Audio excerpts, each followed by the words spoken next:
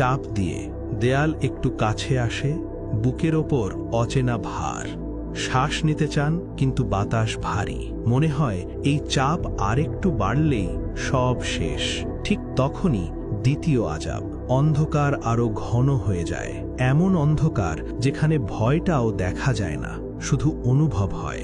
মনের ভেতর একটার পর একটা দৃশ্য, ফেলে দেওয়া নামাজ, জেনে শুনে করা গুনাহ, হালাল হারামের তোয়াক্কা না করা।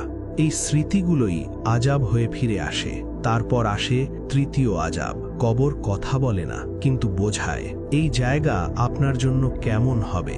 চাপ বাড়ে, দেয়াল আরো কাছে, হাড়ে হাড়ে অনুভূতি, এখানে কেউ দয়া দেখায় না।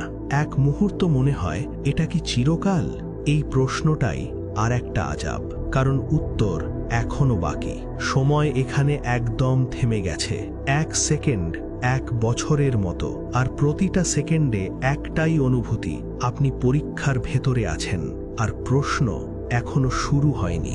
এই ভয়টাই আযাবের সবচেয়ে ভয়ঙ্কর রূপ।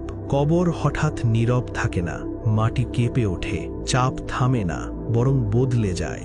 এটা আর মাটির চাপ না, এটা উপস্থিতির চাপ। আপনি বুঝে যান কেউ আসছে, হাঁটার শব্দ নেই, তবুও ভয় আসে আগেই। দুটি অবয়ব অন্ধকার ভেদ করে সামনে আসে, চোখ জ্বলছে, তারা কথা বলে না। এই নীরবতাই আযাব, কারণ এই নীরবতার ভেতরেই আপনার পুরো জীবন খুলে যায়। কিছু লুকানোর নেই, কিছু বলারও নেই, শুধু একটাই অনুভূতি। এখন প্রশ্ন আসবে, আর এই প্রশ্নের জন্য আপনি প্রস্তুত তো?